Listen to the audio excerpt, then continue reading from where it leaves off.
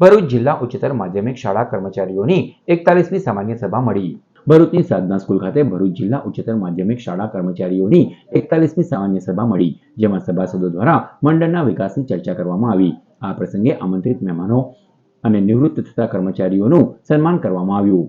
આ પ્રસંગે પ્રવીણ સિરાણા, કિરીટ સિદ્ધરિયા, સંસ્થાના પ્રમુખ અને chairman Ravindra Patel, managing director Prakash Patel, મહામંત્રી મહેશ પટેલ તથા મંડળના સભાસદો ઉપસ્થિત રહ્યા હતા।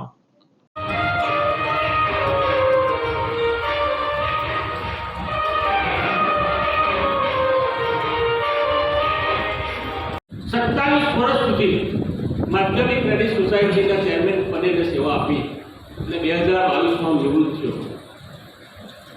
માધ્યમિક ક્રેડિટ સોસાયટી અને હાયર સેકન્ડરી ક્રેડિટ સોસાયટી બંને સમકક્ષ હાયર સેકન્ડરી અને સેકન્ડરી બે જિલ્લાની કારભાર સંભાળ્યા મોટા ગજાની ક્રેડિટ સોસાયટી।